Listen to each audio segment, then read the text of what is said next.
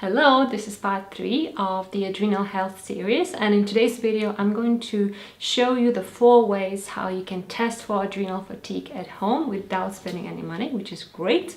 And as almost 80% of us will experience adrenal fatigue at some point in our life due to stress, it's now more relevant than ever. So if one of these tests is positive, then your adrenals might be weakened, but if a few of them are positive or all of them are positive, then it's very likely that your adrenals really need some extra love and care. So at that point you can either decide to invest some money into a proper saliva cortisol test, or you can already create a little action plan for yourself based on the information from these tests and see if it makes a difference.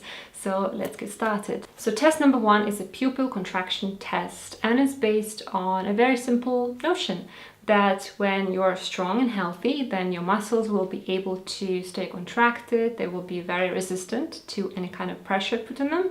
But if your adrenals are fatigued, then your muscles will have trouble working and staying contracted for a long time. So iris is a little muscle that controls the contraction of your pupil, and pupil is that little black ring circle that you have in your eyes.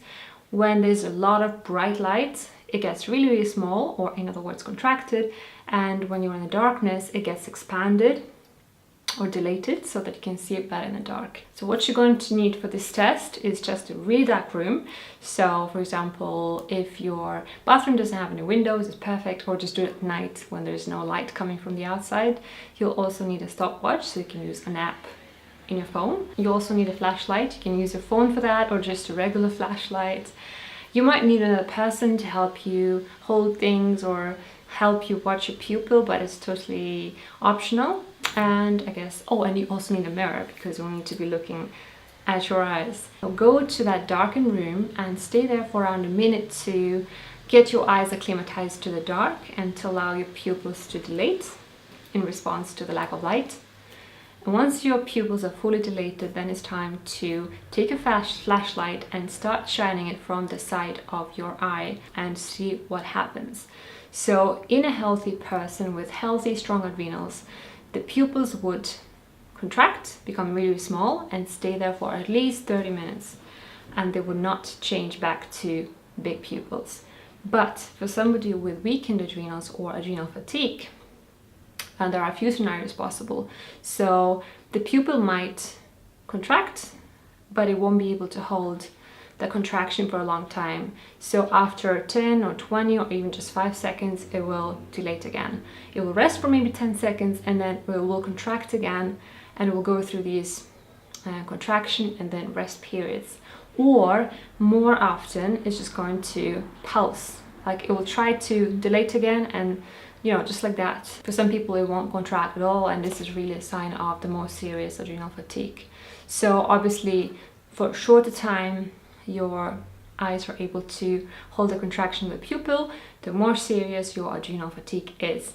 Now let's move on to test number 2, which is postural hypotension, which is very simple. Basically means when your adrenals are not working properly, when your sodium levels are too low, then if you suddenly stand up from a lying position, your blood pressure will fall and you'll experience this rush in the head, like you stood up too fast, or you suddenly feel really lightheaded, or you'll find this darkness in your eyes, you will feel like you're about to faint.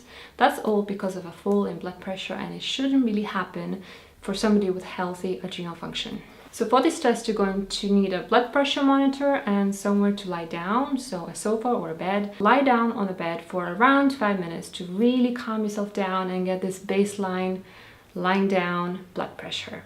Now have the blood pressure monitor right next to you. Now after those 5 minutes, measure your blood pressure without standing up, and obviously note it down, and then stand up, and as soon as you stand up, measure it straight away.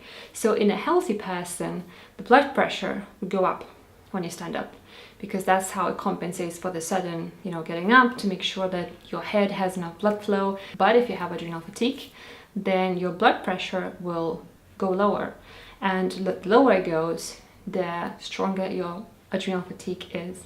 So if it goes lower by more than 10 or even by more than 20, that's a sign of a really serious adrenal fatigue, and it's definitely something to look into.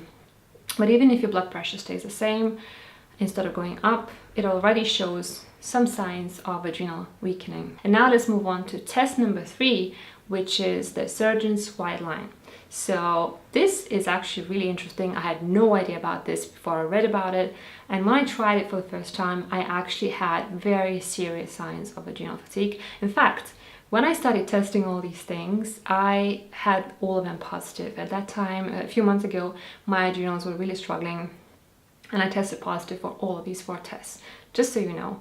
But 2 or 3 months down the line, I'm perfectly fine. So you can definitely fix yourself relatively quickly. So for this 3rd test, what you're going to need is some kind of a sharp object, but not too sharp, because we don't want you to get hurt here.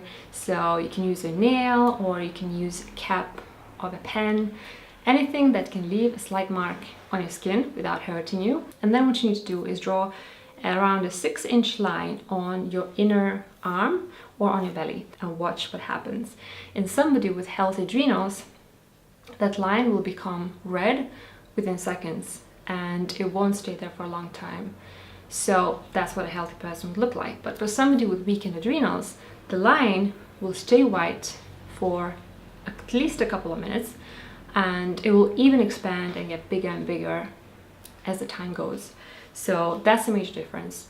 Adrenal fatigue, it will stay white, there won't be enough blood flow in that scratch, and then if your adrenals are healthy, it will become nice and red, and it will gradually disappear within minutes. So super simple, as you can see, but very, very informative. And test number 4 is Dr. Rind's temperature charting. This one is actually really, really interesting as well. That can give you a lot of information, not just about the health of your adrenals, but also about the health of your thyroid. So you need to go to Dr. Rind's website, and I'll leave a link down in the description box, and download and print for yourself this chart, Dr. Rind's chart. You can also use a notebook, but honestly, having a printed chart is so much easier and so much more informative for you, so I definitely encourage you to do that. So once you have a chart, you'll need to get a thermometer, ideally not digital, because digital ones aren't as reliable. Measure your temperature for 5 days, 3 times a day. First time will be 3 hours after you wake up, and then every 3 hours thereafter. And at the end of the day, you'll have to calculate the average of these 3 measurements and note it on your chart. So do it for 5 days, you'll have 5 averages. If you've just eaten or exercised and it's your time to take the temperature, wait for 20 minutes, because those 2 activities might affect your temperature. So once you have a chart of at least 5 days, then you can start analyzing. So in somebody who's really healthy, with healthy adrenals, temperature won't vary by more than 0.2 degrees Fahrenheit from between one day to another. But in somebody with weakened adrenals, the temperature will jump around a lot. Now, if the temperature jumps around a lot, but is also high enough, so 98.6 degrees Fahrenheit, on average every single day, then it means that it's just your adrenals making mess, but your thyroid is actually fine. Now, if your temperatures are low and they're jumping around a lot, it means that you have issues with both adrenals and thyroid. And instead, if your temperatures are really steady but they're low, it means that your adrenals are fine, but you just need to focus on your thyroid and maybe increase your thyroid medication dosage. That's really it. So remember that even if some of these tests are negative, it can still mean that your adrenals are struggling. But if all of these tests are positive, then it's a very clear indication that your adrenals are struggling and you might have adrenal fatigue. Also keep in mind that doing just one test might not give us as much information as doing all of them one by one. So definitely try to maybe spend half an hour going through all these tests, because they will give you so much information. So if you try any of these tests, I would be so interested to know what your results were. As I said before, I had all these 4 tests positive at some point, but right now I'm healthy and I'm strong, so there's nothing to worry about. It's just a good indication of what to focus on in your healing journey. Thanks so much for watching, and next video in this series is going to be next Monday. I'm trying to create some kind of a schedule, but let's see how that goes. So I'll see you in my next one. Bye.